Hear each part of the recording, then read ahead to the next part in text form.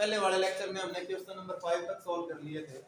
Question number 6 देखिए भाई, there are 3 coins, यहाँ पर जो है 3 कॉइन दे रखे हैं। अब तीनों के ऊपर अलग अलग कंडीशन होगी। देखिए ध्यान दीजिए क्या क्या उसने, 1 is 2 headed coin having head on both faces, यानी कि एक जो हमारे पास ऐसा कॉइन है जिसके दोनों तरफ ही क्या है, हेड है, ठीक है। Another is best coin that comes up at 75% of time. अगला जो कॉइन है वो बाइस्ड कॉइन है, अनबाइस्ड नहीं है। अनबाइस्ड तो क्या होता है, जो यानी कि इक्वल रिजल्ट दे, लेकिन इसके ऊपर कंडीशन है कि 75% चांस है हेड आने के, ठीक है। उसके बाद and third is unbiased coin, और तीसरा जो है वो अनबाइस्ड कॉइन है, यानी कि 50% चांस तो है हेड आने के और 50% चांस किसके हैं, टेल आने के हैं। उसने कहा कि one of 3 coin is chosen at random, इनमें से किसी एक कॉइन को चूज किया गया है एंड टॉस्ड, और उसको उछाल दिया गया। इट शोज हेड, और उसने हेड शो किया है। तो what is the probability that it was the 2 headed coin. तो प्रायिकता आपने बतानी है कि ये 2 हेड वाला कॉइन था, जिसके दोनों तरफ हेड था ना, वो सिक्का था। स्टेटमेंट समझ में आई या नहीं है। हमारे पास 3 सिक्के हैं, तीनों में से एक सिक्का ऐसा है जिसके दोनों तरफ हेड है, एक सिक्का ऐसा है जिसपे हेड आने की प्रायिकता 75% है, और एक सिक्का ऐसा है जिसपे हेड आने की प्रोबेबिलिटी कितनी है, 1/2 है। 3 अलग अलग टाइप के हो गए। तीनों में से रैंडमली किसी एक कॉइन को उठा के देखा और उसके ऊपर हेड आया, ठीक है। हमने प्रायिकता बतानी है, जो हेड आया ना वो 2 हेडेड कॉइन वाला सिक्का था, ठीक है। तो ध्यान दीजिए भाई, क्वेश्चन हमारा 3-4 चीजों के ऊपर घूम रहा है। एक तो सिक्के की जो टाइप है अलग अलग वो, ठीक है, और एक हमारे पास जो हेड आने की उनकी प्रायिकता है उसके ऊपर, ठीक है। तो सीधी सी बात हमने क्या किया, लेट किया E1, E2 and E3 be the event that selected पहला कौन सा बोलो, both head coin, both side heads, दोनों तरफ हेड है, यानी कि वो कॉइन हमारा। और उसके बाद 75% है जिसके ऊपर भाई, ठीक है ना, 75% हेड कम जो ये है जिसके ऊपर, ठीक है ना, जो कि हमारे पास कौन सा है, बाइस्ड कॉइन, ठीक है। और थर्ड हमने किसको मान लिया, जो हमारा अनबाइस्ड कॉइन, ठीक है। इन तीनों की जो इवेंट्स है वो हमने क्या मान ली, E1, E2 और E3 मान सिलेक्टेड। तो प्रायिकता तो तीनों की क्या हो जाएगी बताना, probability of E1, probability of E2 और प्रोबेबिलिटी ऑफ E3, क्योंकि 3 सिक्के हैं, तीनों में से किसी एक को सिलेक्ट करेंगे तो कितना हो गया, 1/3। ये बात समझ में आई कि P1 3 सिक्के, तीनों में से किसी एक सिक्के को उठाया, चाहे वो P1 को उठाया है, E1 को उठाया, तो प्रायिकता कितनी होगी E1 की, 1/3। E2 को उठाएंगे वो भी 1/3, और E3 को सिलेक्ट करेंगे तो वो भी क्या होगी, 1/3।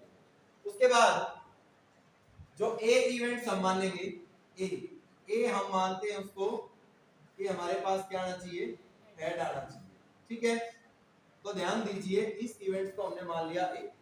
तो आपने बताना है प्रोबेबिलिटी A बाय E1 कि आए तो हेड, और कौन से सिक्के के ऊपर, जिसके दोनों तरफ ही हेड है, उसकी प्रायिकता क्या होगी, 1 होगी। श्योर इवेंट्स है, ठीक है ना। ऐसा तो नहीं हो सकता कि उसके ऊपर टेल है, क्योंकि दोनों साइड है ही क्या, उसके ऊपर दोनों फेस पे हेड है। और ऐसा ही केस एक मूवी में भी था, अगर आपने देखा हो, बहुत पुरानी मूवी है, देखा होगा ना, उसके दोनों तरफ ही हेड है, लेकिन उसमें सिक्का खड़ा भी हो जाता है। यहाँ पर ऐसा नहीं है, हम प्लेन के ऊपर उसको उछालेंगे ताकि खड़े होने की प्रोबेबिलिटी 0। तो क्या हो जाएगा, 1 होगी। अब आपसे मैं पूछना चाहता हूँ कि A बाय E2 कितना हो गया, कि सेकंड सिक्का, और जिस पे हेड आने की प्रायिकता तो मैंने दे ही रखी, कितने चांस है, 75%। तो कितना हो गया बोलो, 75/100। चाहो तो इसको कैंसिल भी कर लो, 25 पे कैंसिल हो रहा है, 25 3 और 25 4, तो 3/4। और प्रोबेबिलिटी A बाय E3, एक ऐसा सिक्का जो कि अनबायस्ड है, मतलब हेड और टेल की प्रायिकता क्या है, इक्वल है, तो क्या हो जाएगी ये 1/2। तो आप लिखोगे using Bayes theorem, using Bayes theorem, ठीक है। अब बेस थ्योरम हमें क्या कहती है बोलो, प्रोबेबिलिटी, अच्छा यहाँ प्रोबेबिलिटी, ये बताओ आप E1 बाय ए निकालना है, E2 बाय ए निकालना है या E3 बाय ए निकालना है, क्या निकालना है, E1 बाय ए। तो E1 बाय ए क्या होगा, फॉर्मूला बोलो, probability of E1 into probability of A by E1, ठीक है। डिवाइड में क्या होगा बोलो, probability of E1 probability of A by E1 plus probability of E2 और probability of A by E2, ठीक है, प्लस प्रोबेबिलिटी ऑफ E3 और इनटू में प्रोबेबिलिटी ऑफ ए बाय, यही होगा, बोलो, ठीक है। तो ध्यान दीजिए प्रोबेबिलिटी ऑफ E1 कितनी है, E1 की प्रायिकता 1/3, ए बाय E1 कितना है 1, 1/3 मल्टीप्लाई 1, प्रोबेबिलिटी ऑफ E2 कितनी है 1/3 और a बाय E2 कितना है, a बाय E2 3/4, उसके बाद 1/3 और a बाय E3 कितना बोलो, ये है 1/2, ठीक है। तो बेटर होगा जो कैंसिल होता है उसको कैंसिल कर दें हम, ठीक है। हमारे पास यहां से कैंसिल है 3 से 3, तो ऊपर तो रह गया 1/3, नीचे 1/3 1/4 और 1/6, तो ऊपर तो है 1/3, नीचे वाला कैल्शियम 12 आ गया ना, 3 से डिवाइड करो 4 प्लस 3 प्लस 2, ये हो गया हमारे पास 1/3, 12 चला गया ऊपर और 7 और 2 कितना हो गया 9, 3 एकम 3 और 3 चौके 12, तो 4/, देखो आंसर क्या है, समझ में आ गया या नहीं आ गया। इंपॉर्टेंट क्वेश्चन है, बहुत बार आता है हरियाणा बोर्ड में, क्योंकि बच्चे गलती कहां पर करते हैं, जो a बाय A1 निकालते हैं उसमें कंफ्यूज हो जाते हैं, दोनों तरफ ऐड दे रखा तो प्रायिकता क्या होगी इसकी, आसान सा क्वेश्चन है, कर लोगे ना, मिटा दूं। अगला क्वेश्चन देखो, पढ़ो स्टेटमेंट, एक बार टाइप समझ में आ जाए, बेस थ्योरम कुछ भी नहीं है, आसान है।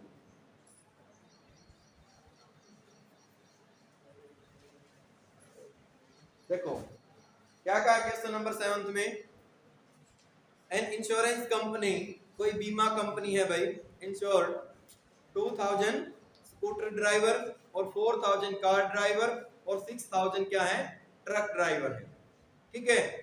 एक बीमा कंपनी है जो कि स्कूटर के जो ड्राइवर हैं उनके 2000 का वो बीमा करती है, कार वाले का 4000 का बीमा करती है और 6000 कौन से ट्रक वालों का वो बीमा करती है।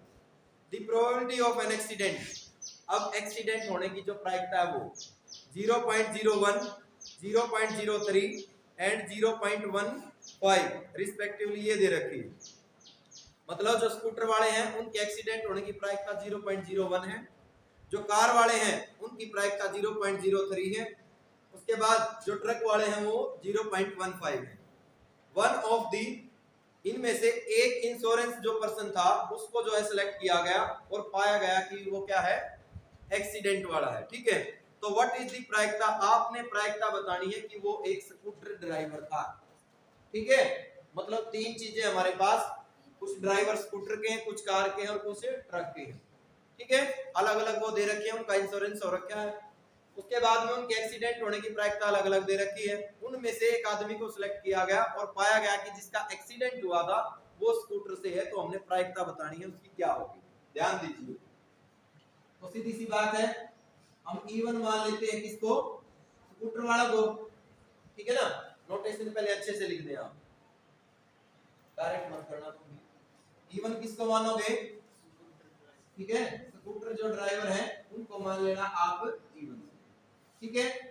उसके बाद कार ड्राइवर को आप किससे मानोगे, E2 से, और उसके बाद है ट्रक, तो ट्रक ड्राइवर को आप मानोगे किससे, E3 से, यही मानोगे ना। उसके बाद प्रोबेबिलिटी ऑफ E1 कितना दे रखा है बोलो, कितने हैं स्कूटर वाले, 2000 टोटल कितने हो गए? 2 4 6 और 6 12, तो 2000 और बटे में कितना हो गया? 12, यही हो गया ना। उसके बाद प्रोबेबिलिटी ऑफ E2 यानी कि कार वालों की प्रायिकता में देखूं तो वो है 4000, तो 4000 और डिवाइड में कितना हो गया? 12000। अगर मैं बात करूं ट्रक वालों की तो वो कितने हैं? 6000, तो 6000 और डिवाइड में कितना हो गया? 12000। ए हम मानते हैं कि जो किसको डिनोट करता है? एक्सीडेंट को, ठीक है ना, ये उनके जो एक्सीडेंट होने की प्रायिकता है। अब ये बताइए प्रोबेबिलिटी ए बाई E1 कितना दे रखा है कि एक्सीडेंट पर्सन और किसके द्वारा? स्कूटर के द्वारा, कितना है? 0.01 यानी कि 1 बाय में 100। उसके बाद probability of A by E2 कितना दे रखा है? कितना दे रखा है? 3 बाय 100। और उसके बाद probability of A bye E3 कितना दे रखा है? 5 बाय 15 बाय 100।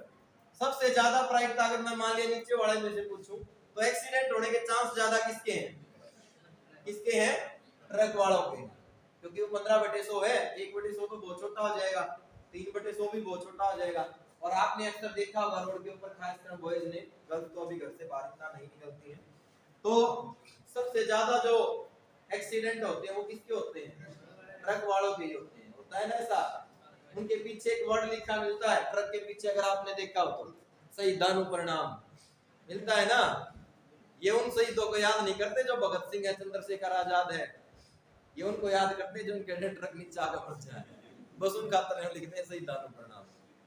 और सबसे ज्यादा एक्सीडेंट रियल में नहीं के होते हैं, क्योंकि भाई नशा करके जो है ट्रक वगैरह चलावे।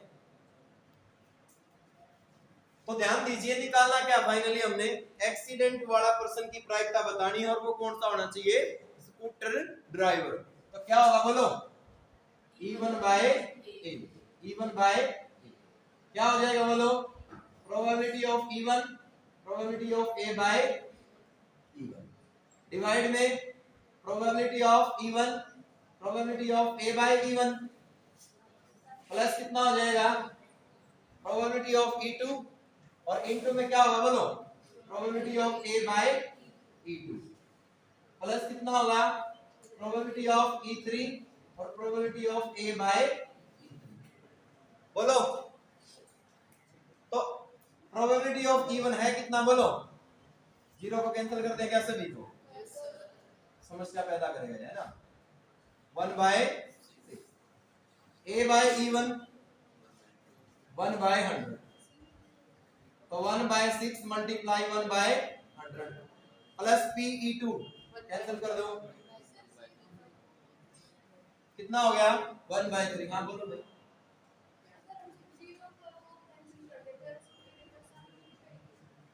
तभी कर रहे हैं, कोई नहीं कर लेंगे। A बाय ये कितना बोलो? 3 बाय 100 प्लस 1 बाय कितना हो गया? ये 1 बाय 2 हो गया ना, तो 1 बाय 2 और मल्टीप्लाई इसको कैंसिल मत करो 15 बाय 100, ठीक है। तो ध्यान दीजिए भाई, आवाज ना करो बिल्कुल भी। 3 से हमारा 3 क्या हो गया? कैंसिल। तो ऊपर तो है हमारा 1/6 और नीचे हमारे पास 600 1 बाय 100 और 15 बाय में 200, ठीक है। बहुत आसान सा क्वेश्चन हो गया। 1 बाय 600 नीचे वाले का एलसीएम बताओ कितना आ गया? 600 आ गया ना। डिवाइड करेंगे तो 1, 600 को 100 से डिवाइड करेंगे तो 6, 600 को 200 से डिवाइड करेंगे तो कितना हो गया? 3, और 3 की गुणा 15 से 45, ठीक लिख दिया बोलो। तो 600 से तो हमारा 600 हो गया कैंसिल, कितना हो गया? 1/52। आंसर कुछ गलत सा लगा भाई, देखना, ठीक है, कर लोगे। अगला question, question number 8। A factory has 2 machine A and B। कोई फैक्ट्री है, कोई कंपनी है जिसमें 2 मशीन है A और B। Past record shows that machine A produce 60% of item of output। अगर उनका जो बीता हुआ समय है पास्ट रिकॉर्ड देखें, जो भूतकाल को देखें, तो ए जो मशीन है उसकी जो प्रोडक्शन है ना वो 60% आइटम की है, जो बी मशीन है उसकी प्रोडक्शन 40% आइटम की है। Further 20% of the item produced by machine A and 1% of produced by machine B were defective.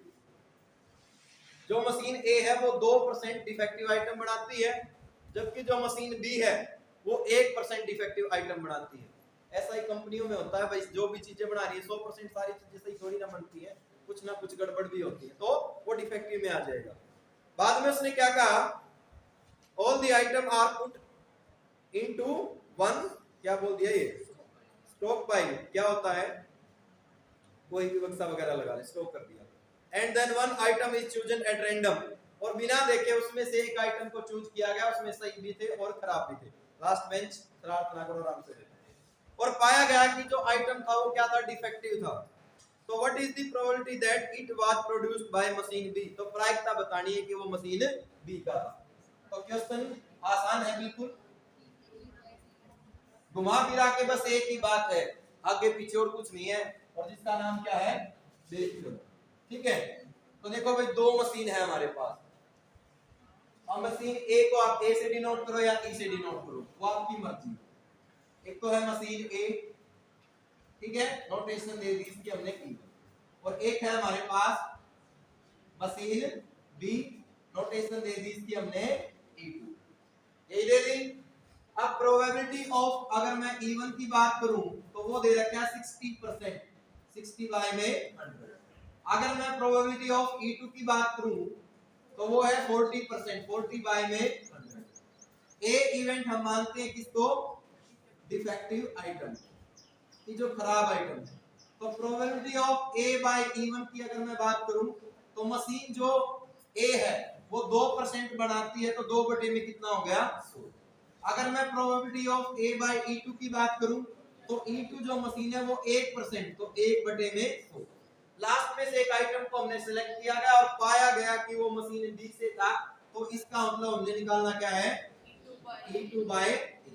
Formula हो जाएगा प्रोबेबिलिटी ऑफ E2, कभी E1 लिख दो, ठीक है ना, क्योंकि 2 दिन से E1 पे ही चलते आ रहे हैं, बड़ी मुश्किल से E2 आया। प्रोबेबिलिटी ऑफ E2 और probability of A by E2 divide में probability of E1 into probability of A by E1, यहां ऑर्डर नहीं चलेगा, प्रोबेबिलिटी ऑफ E2 और इनटू में probability of A by E2। Clear है ये बात, ठीक है। आप आगे पीछे भी लिखोगे तब भी गलती नहीं होगी, प्लस में। तो प्रोबेबिलिटी ऑफ E2 है कितना बोलो, 40 बाय में 100, और A बाय E2 कितना है, 1 बाय 100। E1 कितना है बोलो, 60 बाय 100, और A बाय E1 कितना है बोलो, 2 बाय 100। फिर प्लस का निशान, ये टर्म एज इट इज ना, 40 बाय 100 और मल्टीप्लाई 1 बाय में, ठीक है। ऊपर कितना हो गया बोलो, 40 बाय में 10,000, यही हो गया।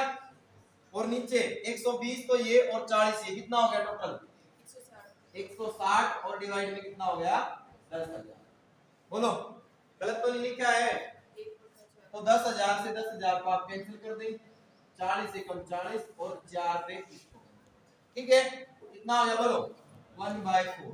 देखो आंसर क्या है, कर लोगे, आ गया समझ में। नेक्स्ट क्वेश्चन भाई, क्वेश्चन नंबर 9।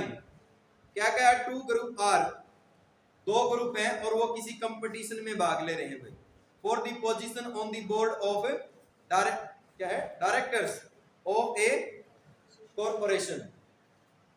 हम क्वेश्चन के ऊपर आते हैं, हमें नहीं पता क्या दे रखा है क्या नहीं दे रखा। The probability that the first and second group will win are 0.6 and 0.4 respectively. ये दे दी भाई, अगर पहला ग्रुप जीतता है तो उसकी प्रायिकता 0.6 है, दूसरा जीतता है तो उसकी प्रायिकता 0.4 है।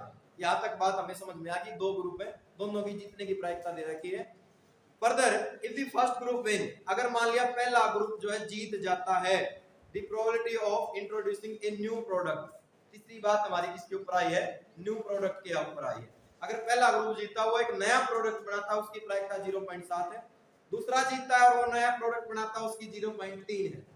If the second group win find the probability that, की प्रायिकता निकालिए कि न्यू तो उन्होंने प्रोडक्ट बनाया और वो किसके द्वारा बनाया गया, सेकंड ग्रुप।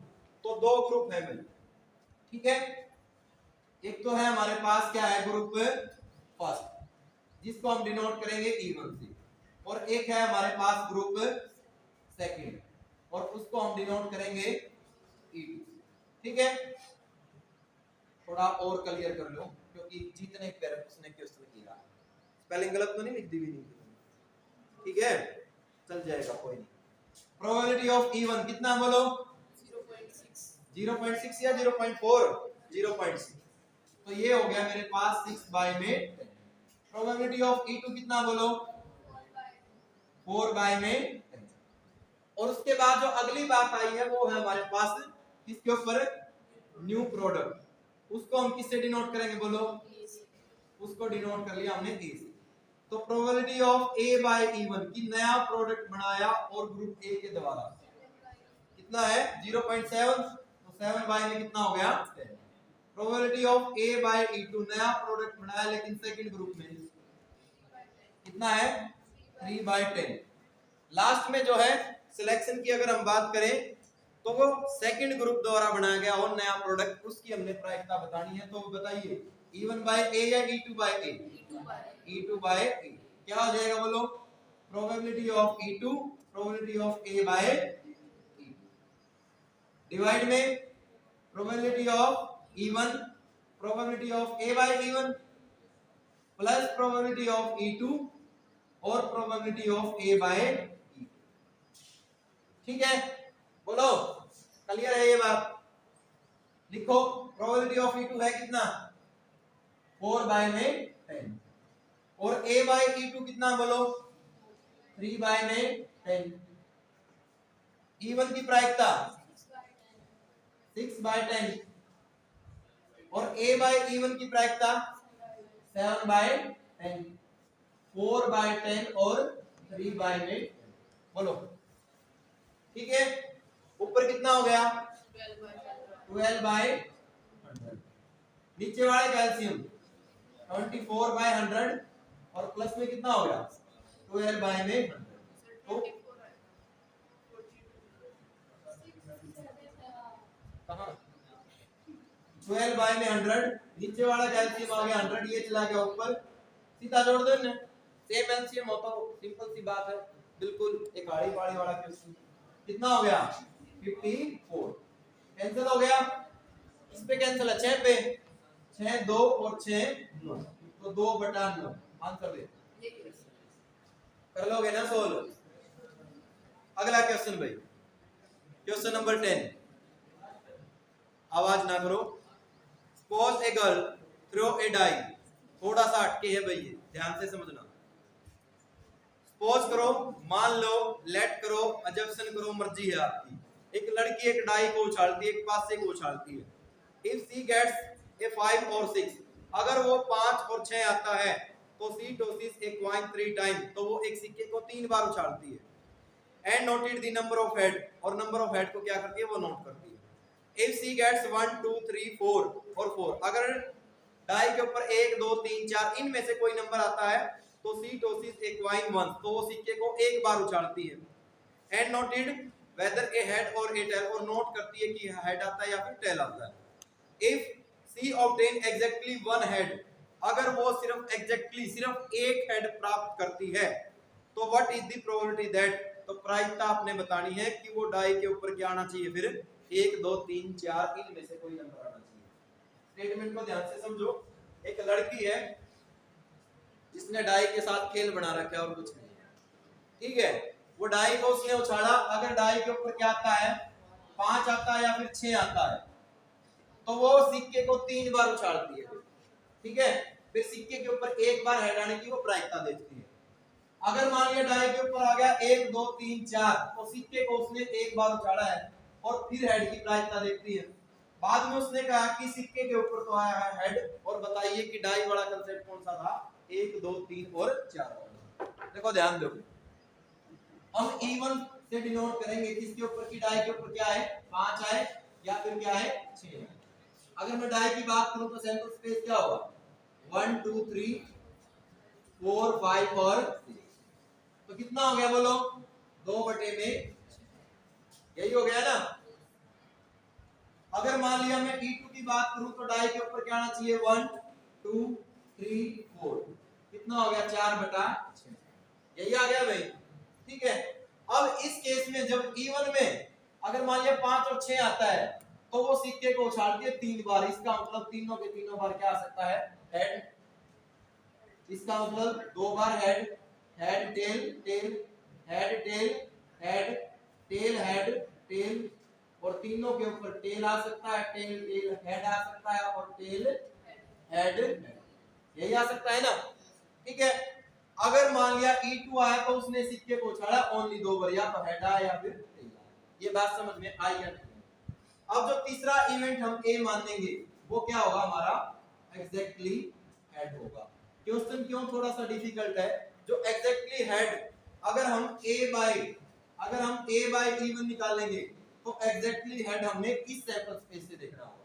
बात आ रही है समझ में। अगर हम a बाय E2 निकालेंगे तो इस सैंपल स्पेस से हमने हेड देखना होगा, बस ये फर्क है और कुछ भी नहीं।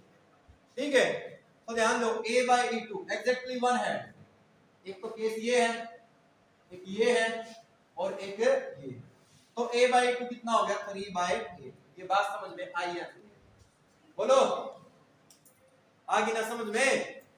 उसके बाद probability of a by E3, a by E3 नहीं गलत लिख दिया, a बाय E1 आएगा, a बाय E2 कि एग्जैक्टली वन हेड, लेकिन इस सैंपल स्पेस से यहां कितना हो जाएगा बोलो 1/2। इतनी बात क्लियर है यस और नो, क्लियर है ना।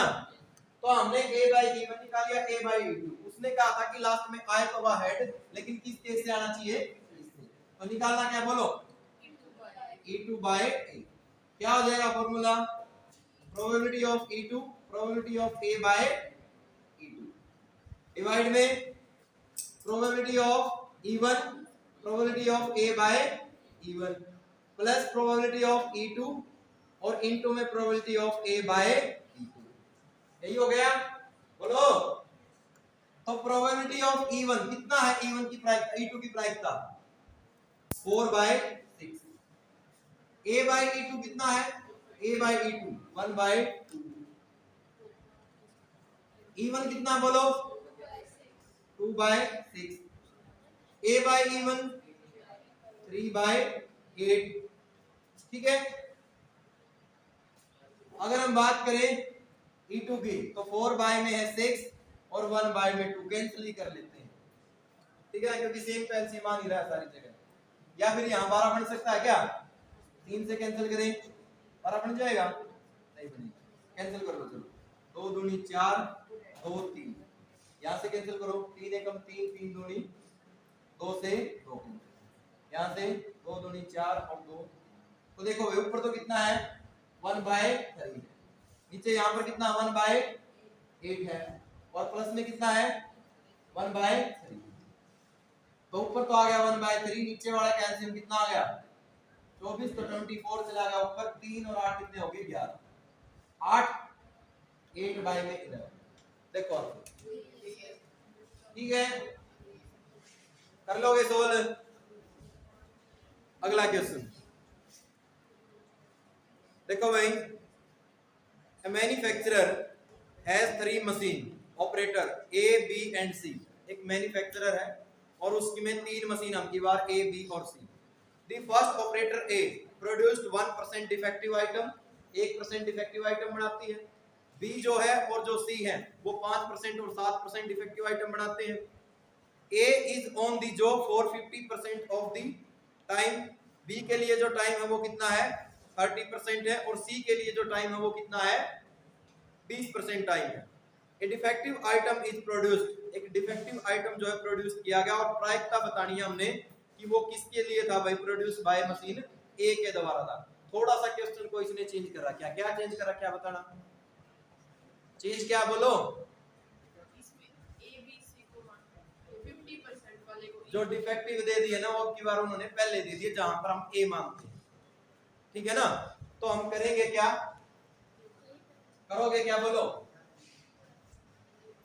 मशीन ए टाइम लिख लेते हैं यहाँ पे, वो हमने डिनोट किया किससे, E1 से। मशीन बी टाइम वो हम डिनोट करेंगे किससे, E2 से। और मशीन जो सी टाइम है वो हम डिनोट करेंगे किससे, ई। ठीक है, प्रायिकता बता दो भाई तीनों की, यहीं पर लिख देता हूं। प्रोबेबिलिटी ऑफ E1 कितना बोलो, 50/100 कितना है, 50/100, 50% है ना, तो 50/100 हो गया। और प्रोबेबिलिटी ऑफ E2 बता दो कितना है, 30/100। और प्रोबेबिलिटी ऑफ E3 वो है 20/, बोलो। उसके बाद ए हम मानेंगे किसको, किसको माने, डिफेक्टिव आइटम। ठीक है, तो A/E1 प्रोबेबिलिटी A/E1 कितना दे रखा है बोलो, कितना दे दिया, 1/100। ठीक है, A/E2 कितना बोलो, 5/100। एंड प्रोबेबिलिटी ऑफ A/E3 ये कितना बोलो, 7/, ठीक है। लास्ट में डिफेक्टिव आइटम है और वो किसके द्वारा आना चाहिए, मशीन ए के द्वारा। निकालना क्या बताओ, E1/A, यही निकालना है ना, E1/A। क्या हो जाएगा बोलो, प्रोबेबिलिटी ऑफ E1 इनटू में प्रोबेबिलिटी ऑफ A/, नीचे बताइए क्या आ जाएगा, probability of E1 probability of A/E1 plus probability of E2 और प्रोबेबिलिटी ऑफ A/E2 प्लस में प्रोबेबिलिटी ऑफ E3 और प्रोबेबिलिटी ऑफ A/E3, यही होगा बोलो। तो प्रोबेबिलिटी ऑफ E1 की प्रायिकता 50/100, A/E1 इसकी प्रायिकता बोलो कितनी है, 1/100। ये कितना हो गया बोलो, 50/100, 1/100। E2 कितना बोलो, 30/100। और A/E2 कितना बोलो, 5/100। और E3 कितना बोलो, 70/100। और A/E3 कितना है, 7/, यही है ना। ऊपर वाले में देखो कितना आ गया, 50/10,000। नीचे वाले का एलसीएम बोलो कितना आ गया, 10,000 ही आ गया ना, तो यहाँ पे तो आ गया 10,000। ये है मेरे पास कितना, 50, यहाँ पर कितना है 50, ये 150 और 7 दूनी 14, 140। 10,000 से 10,000 क्या हो गया, तो ऊपर तो रह गया 50 और नीचे कितना हो गया 200, 240 कैंसिल हो गया, तो 5/24 क्या हो गया, 340।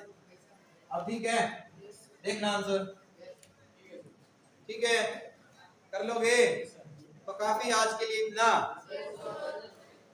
क्या है 7 मिनट रहती है, वैसे क्वेश्चन रहते हैं हमारे 3। अगर ऐसे ही डिटेल में करवाऊंगा तो होगी नहीं, ठीक है। जो क्वेश्चन नंबर 12 है ना, उसमें वैसे भी कॉम्बिनेशन वाला फॉर्मूला लगेगा। एनसीआर क्या होता है, एनसीआर बोलो, नेशनल कैपिटल रीजन, यही होता है राजधानी क्षेत्र, यही बोलते हैं ना। क्या हो जाएगा, n फैक्टोरियल बाय में r फैक्टोरियल और n माइनस r, ठीक है। मैथ में यानी कि मीनिंग कुछ और निकलेगा, इंग्लिश में आपका कुछ और निकलता है, ऐसा ही होता है ना। इंग्लिश का बड़ा ही खतरनाक फंडा है। जैसे अभी कह रहे थे दुर्गेश प्लस रूट मैंने क्या होता है, मैथ में तो वर्गमूल होता है और अंडर रूट, क्योंकि इंग्लिश में वैसे रूट का मीनिंग क्या होता है, जड़, अंडर रूट वो नीचे वाली जड़ होगी। चलो कितने करोगे क्वेश्चन इसके, 11 तक आपने कर लेने, 3 क्वेश्चन हो रह गए। अगला टॉपिक है हमारा random variable and it's probability distribution, इसके बारे में आपने पढ़ के आना। तो आज के लेक्चर के लिए बस इतना है।